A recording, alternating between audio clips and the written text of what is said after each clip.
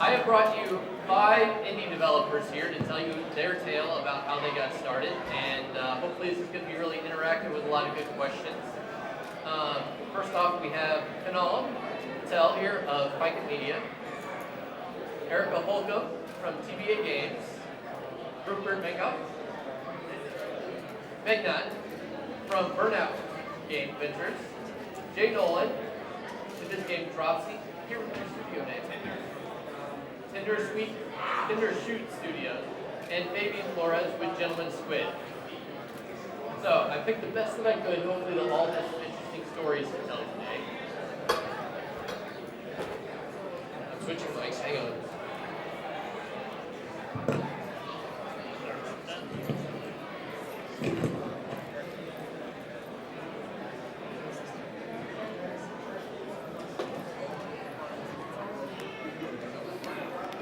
Hello.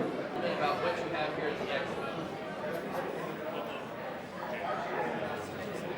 All right, let's see if this works. Can you guys hear me? Yeah. Oh, awesome. Okay. So my name is Kunal Patel. I'm the co-founder of Fiken Media. It's a game studio here in Orlando, like probably many of these studios here. I'm also co-founder of Indienomicon, fellow board member with Tony and a few others that have purple shirts, and I forgot mine. The Fiken Media table is right behind you guys, and we have a game that doesn't have a title yet. It's codenamed Space Dogs at the moment. So it's a game about dogs that have flown into space and they're fighting enemies. And it's a game that we kind of put together in about a month. They're all different types of dogs, all different types of temperaments, and they're all fighting for space justice. Yes, actually there are dogs of different nationalities that are in the game. So it's a pretty fun game. It's competitive. It's 2-player. I suggest you guys go check that out. It's kind of near the entrance of the main expo area. So codename Space Dogs. Hello. I assume you can hear me. I hope. I'm Erica Holcomb, and I am the co-director and co-founder of TBA Games, a small local indie company. We started about a year ago and have been working on the game Arian, which is a lot easier to spell if you look at our business cards. And the goal of TBA Games is to make games involving real-world science. So right now we have Arian, which has just been launched and just been released, and is currently available on our website. Also, we're trying to get it greenlit, so if you have Steam, go vote for us. And we're working on releasing Pet Rock 2, a game that we started with a small team at the Indie Galactic Space Jam that Kunal held over the summer. Good afternoon, everybody. How's everybody doing? All right, don't jump up all at once now. So my name is Rupert Megnat. I'm with Burnout Game Ventures. We are an indie venture incubator. So we're more than an incubator. I invest in indie games. You go through our proprietary processes, and we take you from 0 to revenues in 6 months or less. So in the first 8 months, we have over 80 people working on 6 projects. We've started 4 new companies, and our first game was greenlit within 6 months. So back there we have 4 games. We've got Bit Evolution, which is a 2D platformer. That was greenlit. It's going to be released on Steam Early Access on the 16th. Then we have Nora, which is a first-person, or a 3D, third-person psychological thriller aboard a spaceship. They're showing the concept art. Then we have Victim 146, which is a 3D first-person horror exploration game. And then we have Symbio VR's V-Armor, which is based on a patent that we own, a virtual reality patent we own, which combines multiple components of virtual reality systems into one unit. So they're all back there in the corner. By the way, we're giving away a free $50 Steam card. So for tweeting at Burn Game Event between now and 5 o'clock tomorrow.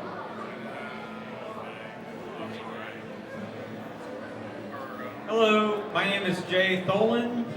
I am a developer from Polk County. Anyone from Polk County? All right. Anyway, I'm making an adventure game, point-and-click adventure. It's over that way with about a clown.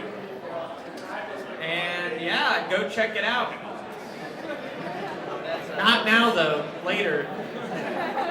That's Dropsy, J-E-P. You didn't say the name of the game. Yeah, it's Dropsy, D-R-O-P-S-Y. Sorry. Hi, I'm Davian from Expo Studio, and we're a indie game developer located close by the UCF area. Our booth over here, we're actually showcasing 3 of our games. We have Rise of the Ravager, which I think that was in maybe the 4th Indienomicon or something like that. And then we're also showcasing 3 Dead Dead, which was earlier this year we released the Green Littles game. And we actually have a smaller game that probably some of you haven't seen. It's kind of like a runner. We call it Orbit Crash.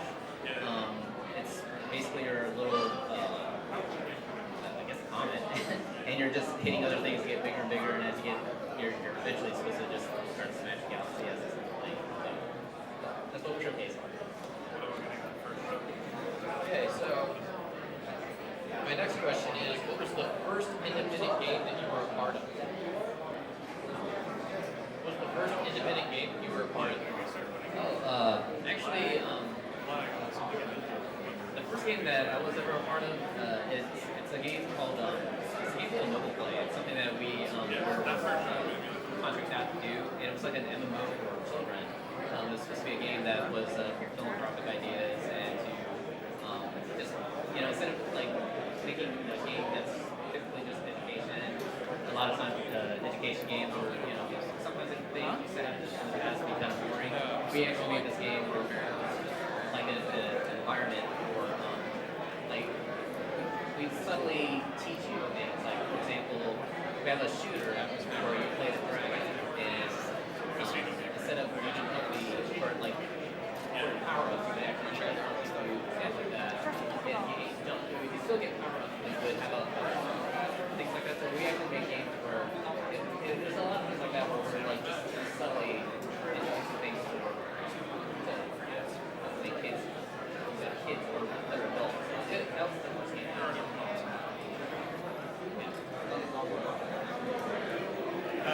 Commercial or? I know you've done a lot of My first game was when I was like 13, and it was like ripped Dragon Ball Z sprites, like flying around in like click and play or some crappy well, I love click and play, it's not crappy. But my first like game like that I would want anyone to play was, I don't know. What was it? I have so many dumb little games. Well, I'll just say my first commercial game was Hypnospace Enforcer. I put it out this summer, and I made it over the course of a month as a way to distract myself from my main game because it was like kind of like burning me out a little bit, like Burnout Game Ventures. But anyway, sorry. But it was burning me out, so I worked on this little game as a way to get away from like the main game I was working on, which was Dropsy. It's supposedly working.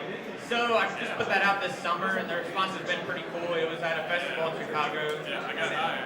Hypnospace Enforcer. It's a little car. You got a little psychedelic car, and you like pull people over in some weird psychedelic world. Anyway.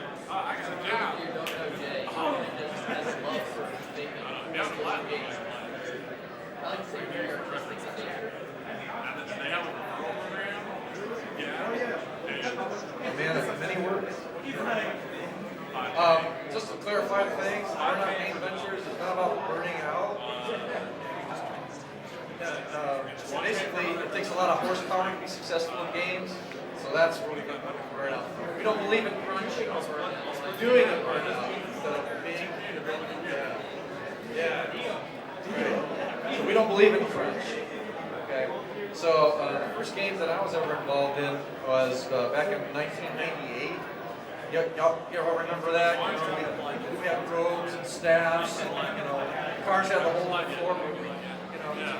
So in any case, I had back then I had a simulation company, a motion simulation company, and so we had a helicopter simulator, and which is still in my garage. I'm real popular with the local kids, and so we had created a game for that called Chopper Assault, which was based on Hasbro Interactive's Gunship, and so we licensed it from them and everything, and then we took their IP and we modified it for our own uses to play as in an arcade setting. And then we were selling our systems to, you know, Dave & Buster's and Palace Entertainment, so on and so forth. So that was my first foray into games. And now, I can't get enough of them. This one for me is really easy, Arian. It's my first game, apart from a few earlier student games and just like sort of prototypes. This is the first full complete game I've ever worked on since I moved to Orlando about 2 years ago now, 2 years? And time gets lost. To join the game industry after realizing that the music industry was not full of people that were as friendly and as nice as the people in the game industry. So, yeah. Very cool. Yeah, so I guess my first indie game was when I first started the indie studio, Fight Get Media. So our first title was Wizard Ops. We wanted to make, you know, just a new title with new characters. So we just thought of, you know, hey, wizards and commandos, and we combined it, and it became Wizard Ops. So we had, you know, and then we realized, you know, it's definitely a really hard thing making games. So we had these thoughts like, oh, we'll have like 4 wizards, and they'll have like different powers, and then we'll make this, and we realized, you know what, we maybe need to scale back. And the first game was, that's what we called it, Chapter 1, because we thought, okay, we'll just expand it from there. So the first one was just all about the fire wizard. And you know, just kind of running up the screen and shooting at bad guys to go rescue the rest of his wizard buddies. And there's a whole story to it. Yeah. And then the other unique thing about it was, you know, we had you know, the programming and you know, art and design and all that other stuff that kind of came together, even though we had some hiccups there. But there was a weird thing that got involved with the sound effects for that game.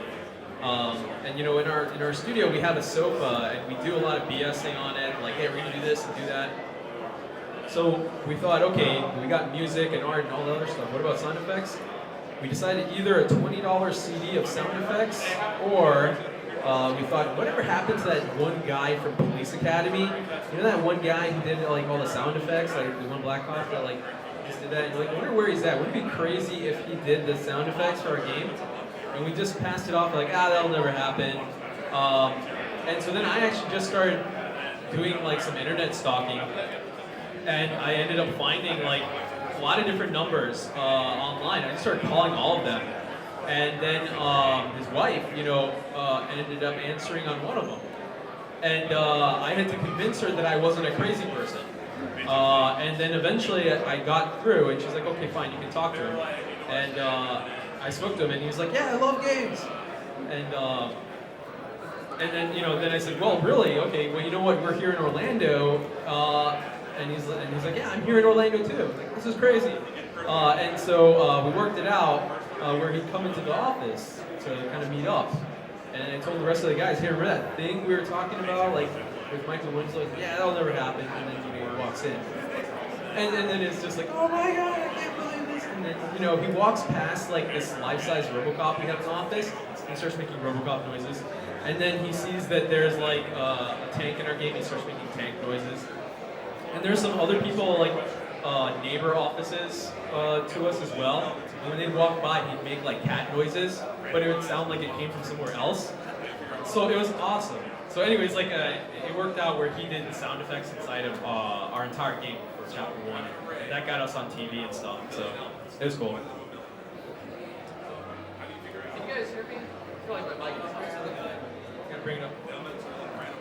All right. So my next question was about why did you decide to develop games independently as opposed to like going after a big, you know, AAA developer or something and trying to join up with that? Okay, Well, since I have it, I'll start again. Well, I just wanted to start something on my own. I knew it was a really risky venture, like starting games, but I studied computer science and I did some computer animation as well, and I knew that I wasn't going to start it immediately. So when we graduated, my co-founder and I were like, so we're going to start the game studio or write accounting software? And we just didn't have millions in our pockets, so we split off and did other things. I went into corporate America and did that for a while. I was a CTO, and he went and studied more in games. And going through that was really difficult. I learned a lot. It was good experience in learning different things. But I wanted the flexibility to do things on my own terms. And so I knew that once I could save up enough money, I wanted to get a start. And even if we kind of fell, down the wrong path, at least we could readjust. It wasn't a lot of bureaucracy. So that's kind of why I wanted to start an indie studio. I wanted to do something creative and fun. I wanted to do something technical, and I didn't want a lot of people kind of holding me down on that. So that's kind of where it came from. Thank you. My decision to go into indie games as opposed to big game studio or anything was basically just for this project, but it kind of grew, and now we're taking on other projects, so hopefully that will keep going. And funding would be nice too one day.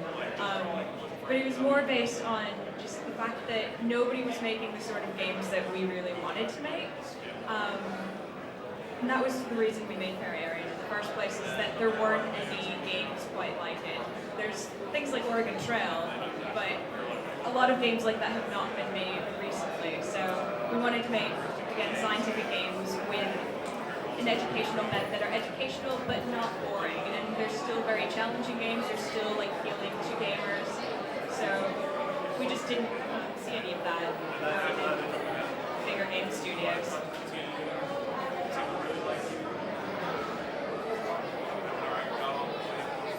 The question is, why are we in indie games? Is that it? Yeah. Why did you decide to make independent games or work with independent games as opposed to going after a job at EA? All right. Well, first of all, I started my first company when I was 20, and my mother never forgave me. And I've only, aside from working for one company back in the late 80s and working for Wholesale for the last 6 years, I never worked for anybody else. I've always been self-employed. And so the last 6 years, I was working at Wholesale teaching project management, how to make games in the Game Design Master's Degree program. And I wasn't getting any cred, even though I've worked in the space program and aerospace, DARPA and cutting edge technologies and things like that. I had my own simulation business. In the 90s, I had a company called Virtual Entrepreneur where I specialized in helping people start their companies, especially technology companies. So I worked on building the cool stuff that you see today that you take for granted is the stuff that I helped get started in the 90s. And so after 4 or 5 years at Wholesale working with games, I'm getting the itch again, right? I'm I want to help people out. I mean, if you're not helping anybody else out, how good are you? So all my students were, hey, we're working on a game, can you help us out? Hey, we've got a guy who's got a great game idea, we want to help him out. Teach him about business, teach him about marketing, and why on earth are we going with a freemium model and not a paid model or whatever? So ultimately, a lot of people would come to me again saying, hey, can you help us with that? And I started talking to a lot of people here at Indienomicon coming here, over here about a year and a half ago, and asking them, what do you need? What problems are you having as a game company? And they've been telling me how to market ourselves, how to plan. We don't know why our game, we sell on our website, it's only making $500 a month. And I'm like, I know how to fix that. So that's why I basically started Burnout Game Ventures. It's happened on a weekend, really. I was thinking about it, and we did the 48-hour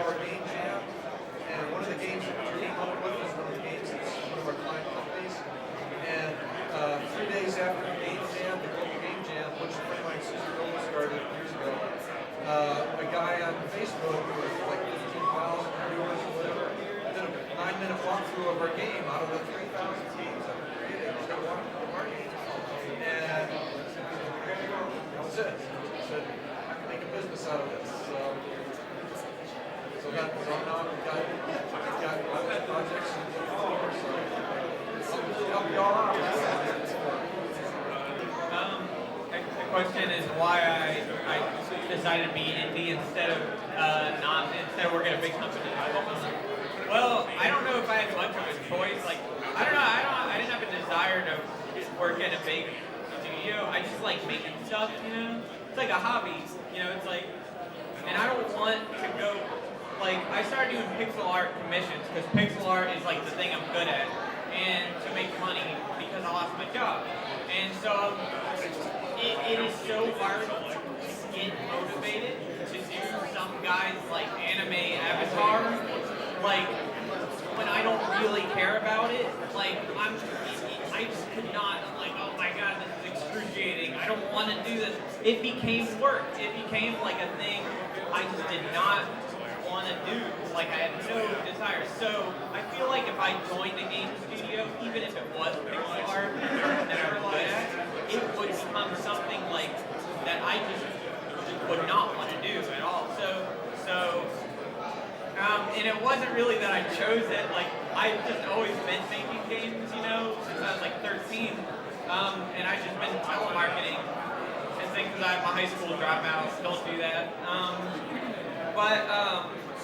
And then I got this game, got pretty popular through Kickstarter, and then it got published. So now I'm able to maybe make some money off of it. Wow, what are those apples? But that's why.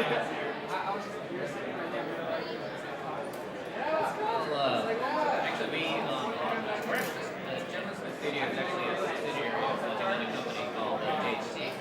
And what we did was typically like doing like training and simulations and it's pretty dry stuff. It's like it's just basically your bread and butter thing. And but then I started looking around at our workforce and I'm like, well, we have programmers here, we have artists here, we all like games, and we want to expand our portfolio. So I actually wrote a whole pitch to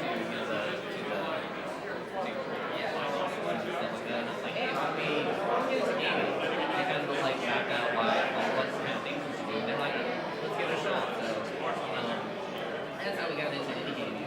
And then, which is really funny because our first game that we released is Three Dead Dead. So we came from this modeling games and just teaching these different types of courseware. And then our first game that we ended up releasing is this game where you're controlling a zombie that's attacking people, rescuing cats, space cats, stuff like that.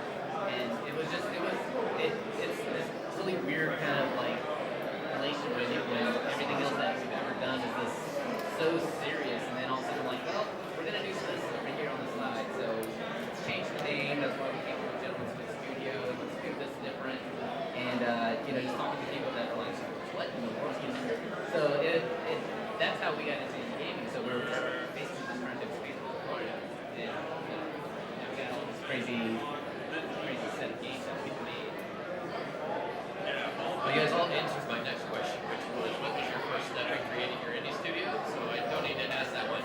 Instead, I would ask you, what is the best, if you could give an aspiring, indie studio creator one piece of advice, what would be that advice that you would give them? What would be your best advice? Well, everyone always has an idea for a game to play. I mean, we all shoot around like, hey, wouldn't this be funny to do this? You really need, which I didn't know at the time when I was doing this, was it's called Scope Dog. You basically take your game idea, making sure you plan it out of what you want to do for your game. I don't care if like at this moment you don't have a team or anything like that, but you need something to at least put it down so you remember this. If you're going to get rid of it later, you can get rid of it, but it also keeps your ideas from like floating out and overwhelming. Your game can get massive and then you'll never make a game. So you really should have some kind of plan. Like, okay, here's the idea, and that way if I'm like, okay, well I'm an artist, I need a programmer, at least you can ask the programmer and say, hey, I'll help you get these steps out. And also now you have a team, just kind of form that. But you definitely should have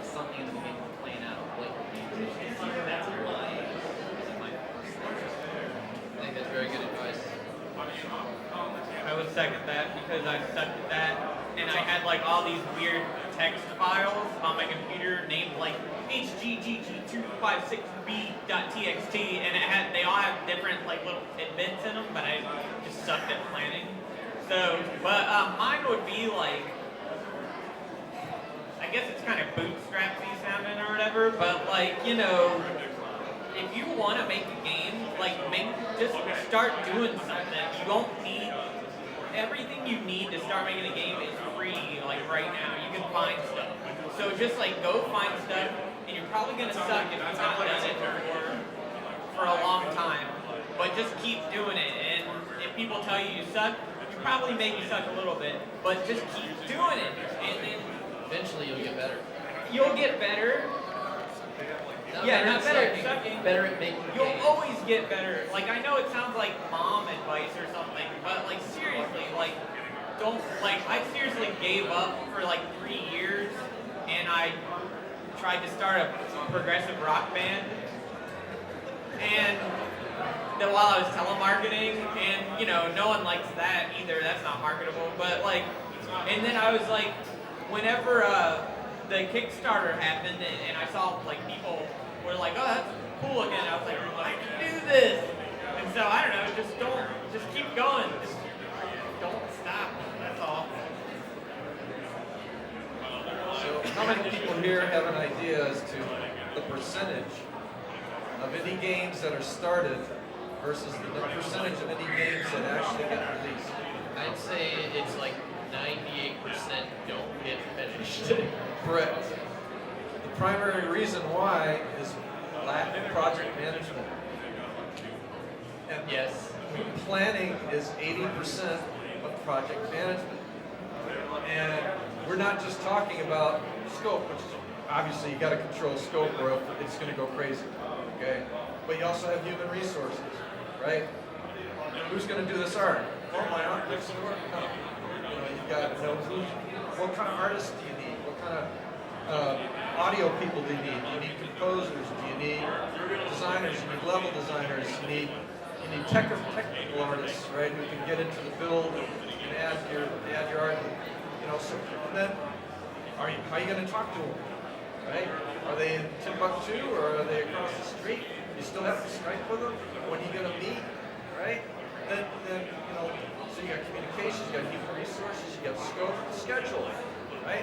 Oh yeah, let's work on this game until Buzz Aldrin lands on Mars, right? Ain't gonna happen, okay?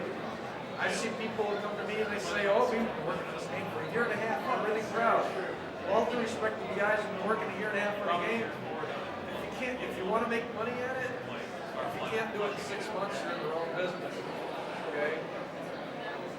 Plain and simple. It's a hobby. Nothing against hobbies. I love playing tennis. It's a hobby, but honestly, I want to make money making games. And if you can't do it in 6 months, I don't know what else to tell you. Okay? So you plan it, and then you execute that plan. And our first game got greenlit in 6 months, less than 6 months. So that's all. I cannot stress it enough. Okay, plan it out. We actually have a question. We have a question.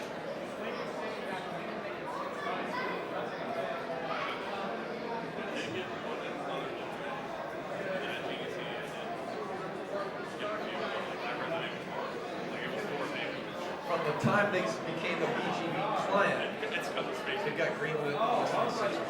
They had already started working on the game before then, but they had no direction, they didn't know where they were going, they didn't know what they wanted to do, and so they came to me and said, these are our assets, this is what we're looking at, we'd like to make money with it. I looked at the game, I thought it looked good, I got some expert judgment from people who like games, and they told me, hey, it's a pretty good game, I think it has potential, so I put them on a 6-month milestone to say, okay, you gotta do this 1 month, plan it out. The first month is planning. They need to work on the game. Just plan it out. We know there's change, right? But if you don't have a plan, how do you know you're going to, whenever something changes, you're still focused on what you're supposed to be accomplishing, okay? So then we do the plan, and then we start executing, and then as change evolves, we control that change, and then we were on green light for like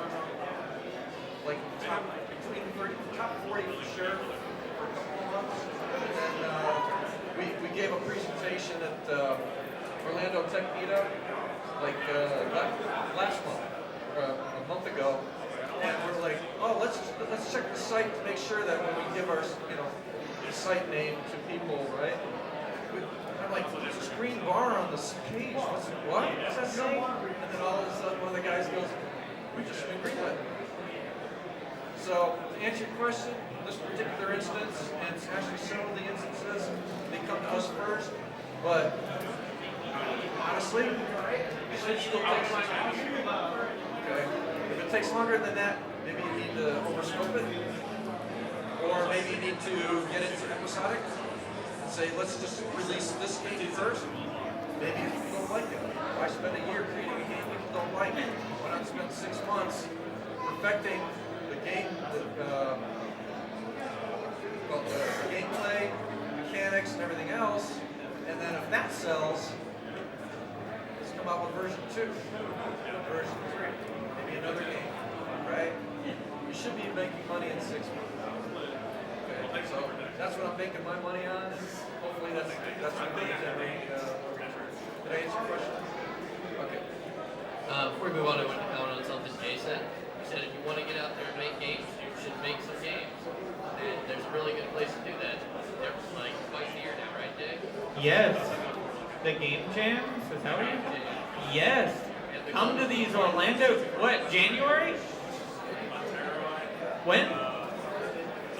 From the 23rd through the 25th, is it here? Right here, there's a game jam, and if you've never made a game, it doesn't matter, just come here anyway. You'll find something to do on a team, I can like guarantee it. If you like to write, like whatever, I don't know, audio, whatever. They have like all this awesome recording crap in here too, like, so come to the game jam. Okay. We also have another game jam, the Indie Galactic Game Jam, which is in July or June. It's in the summer. I strongly suggest that if you love making games and want to really experience making a game and are willing to stay up for 48 hours, be here that weekend. Just trust me, it's an awesome experience. You get to work with people you never worked with before, you learn a lot about yourself, and now you can put another game on your resume. I specifically join teams that I don't know anybody on the team. Thank you, Aaron. But like our second game that we're currently working on developing came from a game jam, and it did surprisingly well. We just stuck it up after we made it. We're like, oh, let's throw it up on the Google Play Store, and a little while later we had about 5,000 downloads. I had no idea people would like this. So it's a great way to kind of if you want to test a prototype or an idea, a great way to find out like get some expert opinions and expert advice. And to find out like if the game is worth working on longer. But back to the question. The question is if you could give one piece of advice to an inspiring indie developer or creator. Probably the besides maybe the things that have been already mentioned, especially scheduling and scoping, which is very important and helped us a lot. The main thing with us, at least in the experience of TBA games, was don't be afraid to tackle and try out whatever you don't have, like whatever skills you don't have, go out and learn them. In the process of making a game, our programmer went from being, he wasn't a programmer to start with, and then learned programming in Unity, in 3D, over the course of the year of making Variarian. Same with me, like I started with no art skills whatsoever pretty much, and then just ended up doing all the art for the game just because that was sort of our worst case scenario, was not being able to find anybody else to work on the game, and that happened. So we had to go out and learn the skills, but it really helped, and we learned a lot more about game making in the process. So don't be afraid to try new things, even if it's outside your comfort zone.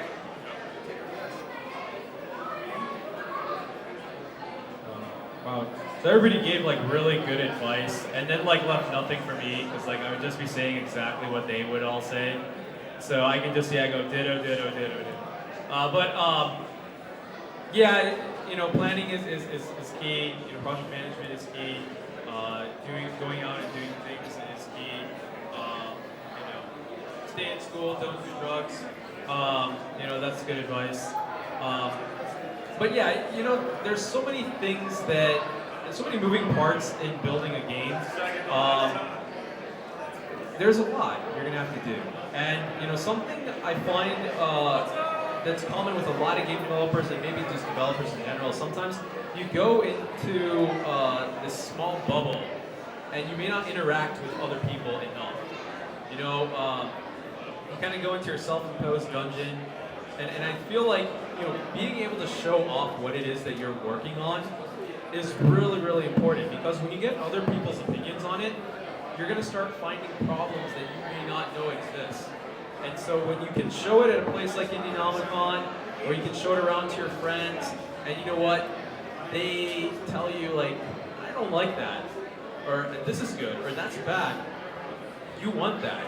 And if you have playtest sessions early, and you see people are not having fun, that's really great. You want that blood and carnage as early as possible, and you want to be able to cry, and let that happen at the beginning. Yeah, We actually did a studio here in Orlando, who I'm not going to name, but they developed a game, and I think they only worked on it for like 3 months before they started playtesting. They realized that their entire concept was not fun. Yeah. So yeah, that's really important. And then on top of it, when you do that, you create more connections. Knowing other people is really important, because I'm not good at a lot of things, and I'm good at maybe some things. But when I know other people, I can find some of those people that are better at the things that I'm not good at. And that sometimes is what's going to help you get your project through. You can't just rely on the universe giving you everything you need to complete stuff. You sometimes have to go and make magic happen. And like, if you go out and meet different people and you show your project, people generally want to help out. So I would say, as you're building your game, show it off to a lot of different people, make friends, go to game jams. Those are huge, because it gives you a weekend to experiment on building a game on something you normally wouldn't do, something normally people may not pay you to make. And you're going to learn some new technology, and because you're in the trenches with these people, you're like in this high pressure situation. That's where like the best friendships are made, or probably your worst enemies. So it's either or. You either have like your best friends or like your nemesis, and it's worth having either. But you go to these game jams, and you sometimes come up with the people that you want to start your company with, or the people that you want to hire, or that you just want to work with. And sometimes you come up with a project that might have legs after the event. So I would say, go to things like the Global Game Jam, which will be on January 23rd through the 25th here at the Melrose Center, which is amazing, because this place is better than most like professional production studios. You're gonna have like, They have that awesome recording studio. yeah. So even if you're not a recording artist, you could go into a professional recording studio and sound a whole lot better than you normally would. So you have all this stuff at your disposal, and then things like Indie Galactic Space Jam, where you then work with people in the space industry.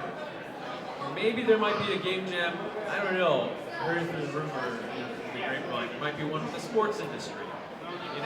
There's so many different things that you can kickstart by those events. But I would just say, be more social, be less antisocial. And, go to game jams, and you're gonna end up in a good spot.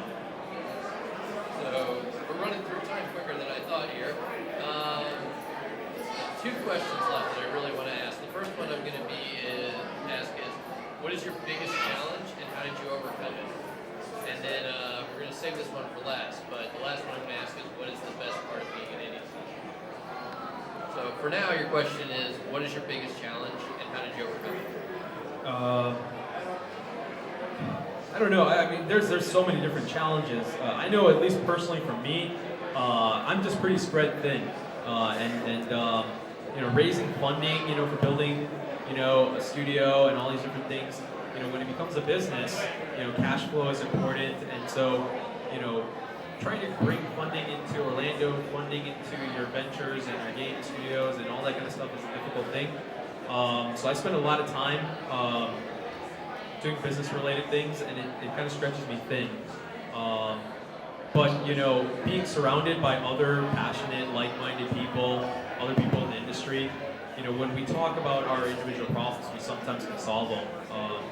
And I think when there's strength in numbers, sometimes funding can come, to situations like that. So I've just been having to do a lot of work, a lot of business-related things, just to generate cash. But yeah. So sometimes when you see me like, full bearded and stuff, it's because like I'm doing like hardcore business development. And then if you see me totally clean shaven in a collared shirt, it's because now I have a meeting coming up. So like there's this whole like yo-yo effect of like I go from being a hobo to like a business person, and somewhere in between cash is made. But eventually I want to move away from that, and as there's this community and there's products being made and there's structure, I think success will come with that, and I'll be less stretched out. But yeah, that's my challenge. I can second that as well. Also, another challenge for us at Loose has been communication and trying to translate between like just different ideas of the game and different ideas of like say a particular feature or asset. That's always a challenge, and if you have like anybody doing outside work for you, which we've had a few people pitch in and help with that, communicating with them is an issue, and also trying to keep on top of things like emails. And we've been trying, since we had a Kickstarter, been trying to personally respond to a lot of our backers and a lot of the people, the backers who we gave builds to. We try to address everything personally, and that takes up a lot of time. The hardest thing is probably the multitasking of juggling communication, things like social media, being online, checking, just being up to date on everything and checking your email constantly. That really kind of conflicts a lot when you want to just sit and make the game. So that can be a bit challenging. I don't know where to start on that one. Here's a fan of Star Trek. Some Star Trek fans? Okay. My favorite quote in Star Trek is when Picard comes to Data after he lost to that stratagema master, right? He thinks there's something wrong with him, and he's sulking in his room, and Picard comes down there and says, "Look, I've had enough of this stuff." He says, "Look, you can do no wrong and still lose. That's not failure, that's life." And so, as much as we plan things, and as much as we want to do things, and as much as we just do things, stuff's going to happen. Murphy loves Burnout Game Ventures, right? Murphy loves Dropsy, Murphy loves Viking, Murphy loves Gentleman's Squid, Murphy loves everybody. So, the biggest problems that we have is dealing with the risks that turn into issues. So, yeah, you can plan how to preempt your risks and things like that. Sometimes they're just going to happen. So I'll echo what they said about being, having to wear many hats. And, when you get to be my age, you get confusing, oh yeah, program this, I'm an artist. Okay, yeah, right? So, you got a lot of things you got to cover. So, fortunately, with enough people, I started to delegate things, so you get to be able to let them do that voodoo that they do so well, so then you can do your job. And then lastly, it's people. We have what, 12 higher education programs in Orlando dealing with games. Like no other place in the world has that. So we have a lot of talent that comes through here. The question is, what's the quality of that talent? So our biggest problem, being an entrepreneurial firm, you're unpaid until the game starts making money. Okay? So we're telling you to put your money where your mouth is, so to speak. So the problem is entrepreneurship isn't for everybody. Right? If you want to come in and try it out, hey, I'll give you props for that. But if you're going to come work for us, at least do what you say you're going to do. Right?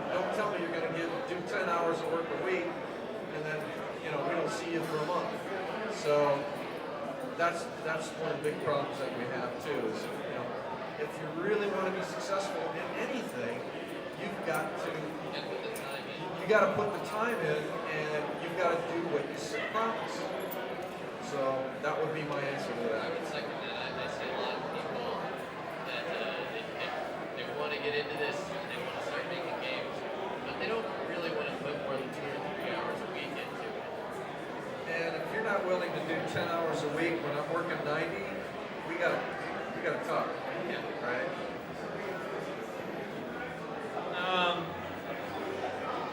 I guess my biggest challenge would be personal finances with my game, because our game was supposed to be out a month ago originally. Actually, 2 months ago originally, according to our big Kickstarter that went through.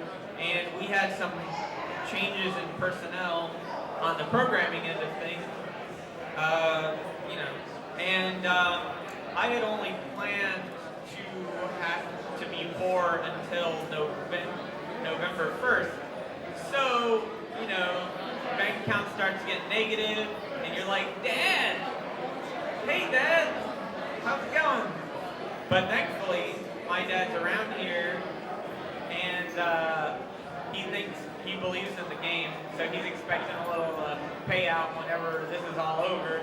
But if you don't have a dad, make sure, or your dad is meaner than my dad, make sure that you plan to have money for your living and stuff. Yeah. And so, personal finances is just a pain in the butt, because you don't realize, car insurance, without that I can't go here, gas, health insurance, which I don't have, but I found a cool volunteer doctor, so call around. Anyway, that's my challenge. Here you go. Very good advice. Always make sure to keep a backup, so when things don't go the way they work, you can live. Well, pretty much the same. It's you put a lot of hours into making a game. I mean, there's no doubt about that. And I actually have 2 things. One of the hardest things going on when making a game is actually noticing all these other games that you can't play because you're too busy making a game. And so I don't know about you, but my backlog of video games and Steam is incredibly large now. I'm like, oh, I have the inspiration to play this game, and I still have stuff in it. So now that's a new layer of stress. I'm like, oh, I gotta play these games so I can make my purchases worth it. Now I'm currently. But when it actually comes to actual game development, making the game is technically the easy part. Once you get that down, but getting the word out is really hard, and just marketing it, getting it out there. I mean, there's so many facets to it, and there's a lot, especially now when it's marketing, that you have to be active in social media, forums, just in general, coming into events like this. As hard as that is, it's also equally rewarding to see people playing the game. It's really exciting. It's really cool to see people smiling, laughing. It's kind of funny when you see someone just getting mad at your game and they're just being like, I hate this game. I mean, it's kind of a joke between the development team, but so it's marketing, get your game out there, getting people to play it. That's all as said earlier. It's hard to see. That's a lot of the stuff that we try to help you out with here at Indienomicon. All right, the last one was the easy one. What's the best part about being an indie developer? Just full creativity. I mean, you can just think whatever you want, just make a game. Like I said earlier, our first game was a zombie that transforms wrestling cats. It's like one of our latest, our other game, Rising Ravager, was originally supposed to be a game released around the time when the Mayan prophecies were coming through. Like, oh no, end of days. So that's where it came inspired for that game. But it was just, as an indie developer, you definitely have this full creativity of what you want to do and just go for it. That's a lot of fun. I'd say that too. I think everyone's probably going to say something similar to that probably, but you don't have some bureaucratic machine making you do certain things based on market research. I mean, it's good to do that somewhat, but not, with your creative position. I don't know. My favorite thing is I like music. Oh man, I like doing music more than making games. Like, sorry, like the process, like pixel art. I get so ADD bored, like pixel arting. It takes forever. But music, I can sit there and make music for like ever. I just love making music. It's just fun to me, the whole process. So I like that games are a medium, and especially indie games where you have full control, where you can combine like all of the little other mediums into one big interactive thing, like art, music, you know, everything. It's fun. And it doesn't make any money. Well, maybe I'll talk to you later about that or something. Well, I don't know if it's so much, you know, being involved in indie gaming as it is just being an entrepreneur, you know. Because to me, I mean, 90-something% of all jobs are from startups, entrepreneurs, and, you know, people willing to take a risk to follow their dreams and to, you know, make themselves and the world a better place. I mean, that's to me what it's all about. But as far as indie games is concerned, I love working with creative, you know, off the wall kind of people, you know, talented, genius. I mean, you're all geniuses. Y'all. I had a guy who wore a different hat every day.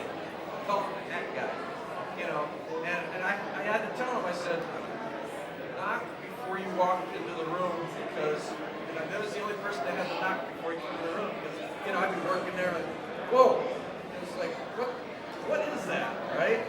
But the guy was great, you know, a hell of an asset, and so I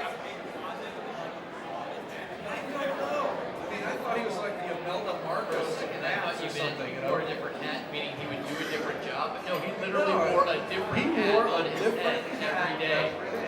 And you know, I love people like that, and I love dynamic people that are just passionate about, you know, what they do. Because if you're not loving what you do and doing what you love, you know, I'm sorry, that's a miserable existence, right? So, you know, indie gamers, y'all are passionate about, talented, and fun to work with. And, you know, that's why I get up with a smile in the morning and work until 2 o'clock at night, because I'm enjoying it. And so, you know, that's to me what it's all about. I'd have to say it's kind of a tie between two different things. The first one is just getting things working is the best thing ever. When something hasn't been working and then all of a sudden like the programmer or an artist or something gets it right, and just you can actually see it for the first time and like play your own game for the first time. That's just the best feeling ever. And That happens so many times in every game jam. You get stuck, and you're like stuck for 2 hours, and you're like, yes! And just especially after things get really frustrating and just you've been working for ages, that happens a lot. And just in the process of everyday development. And also hearing feedback. It's probably a bit egotistical, but it never gets old. It's always great to hear feedback. And the second point, the second best thing would probably be, and I know it might make me sound like a bit of a hipster to say it, but having some integrity. Being able to just sit back and say, okay, well, we've done something that's kind of good, and we hope it'll like inspire people and like be a force for good in a very, very small way, probably, but still, like we're not a giant corporation that just makes games to make money entirely.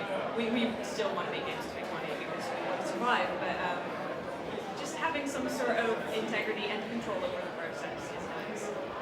I have to agree with Eric, and every time I see my art live in a game and somebody else plays it and enjoys it, it brings me a great amount of just pride in it.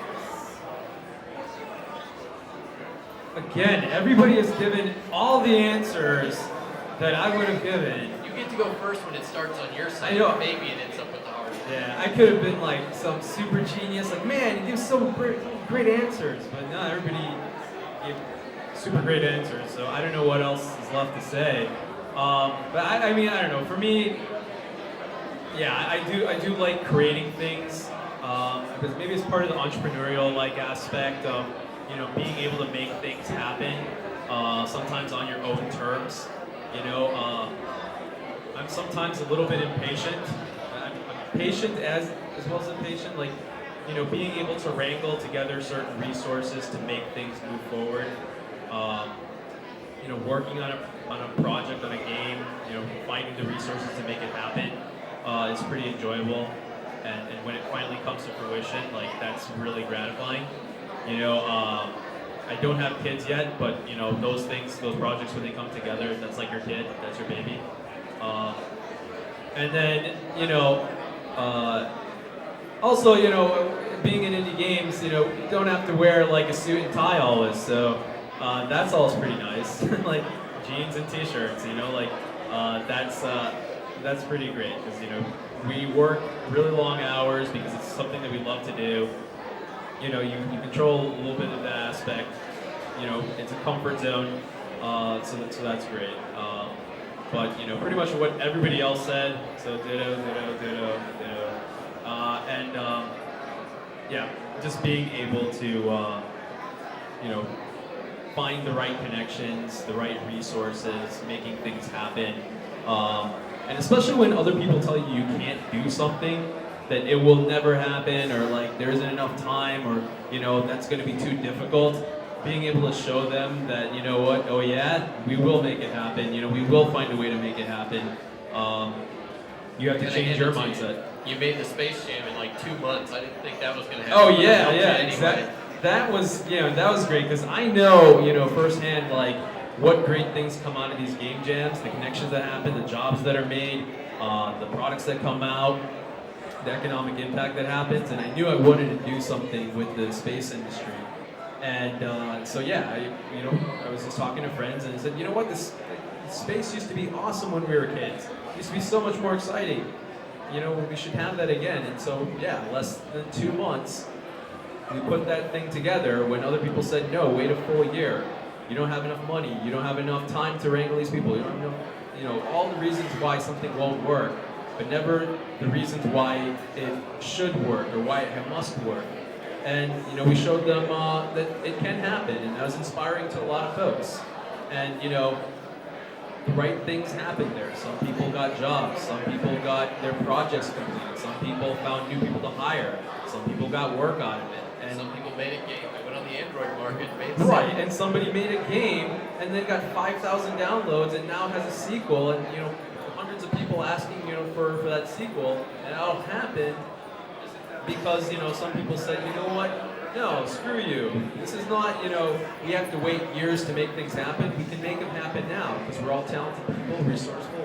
We'll make it happen, and then great things happen, and they happen now, and not in the future. Waiting for a perfect future is you're going to be waiting a long time.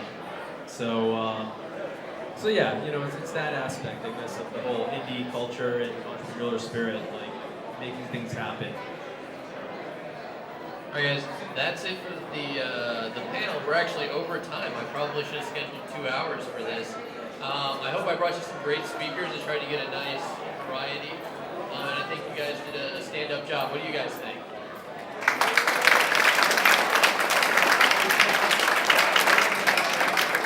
All right, well, thank you everybody for being a part of this, and you guys, make sure to go check out their games. Maybe buy their games and support their studios because they're such awesome people. Yeah, exactly. Show us your love with your dollars.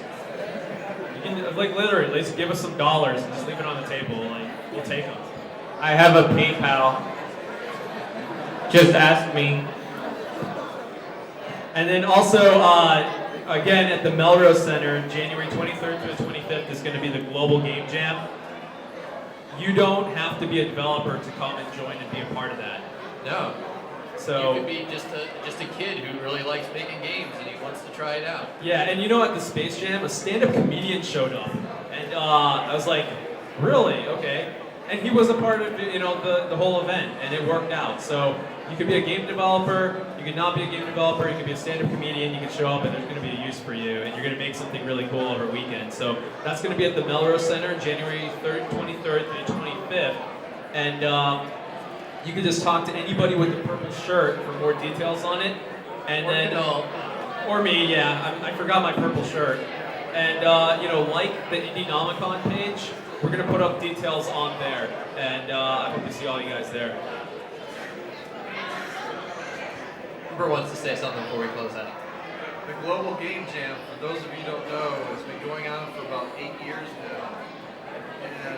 And this last year that was held, it was 130 countries with over 30,000 people involved. Well, don't forget, guys, we're streaming, so there's people outside Orlando. Yeah. The Global Game Jam is in almost every city. It's So if you're in California, if you're in Chicago, if you're in, I don't know, Shanghai. over 3,000 games were You can created still in be part of it. 48 hours this last January in 130 countries.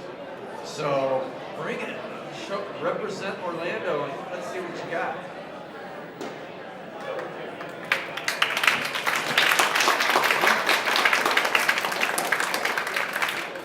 All right, guys, that's it. There will be a costume contest going on here. I think it's at 4:30.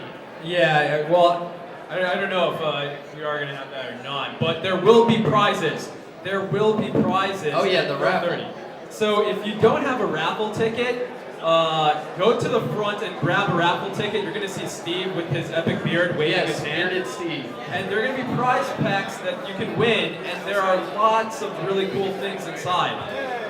Again, thank you everyone for attending. I hope you had a good time. I hope you enjoyed the panel.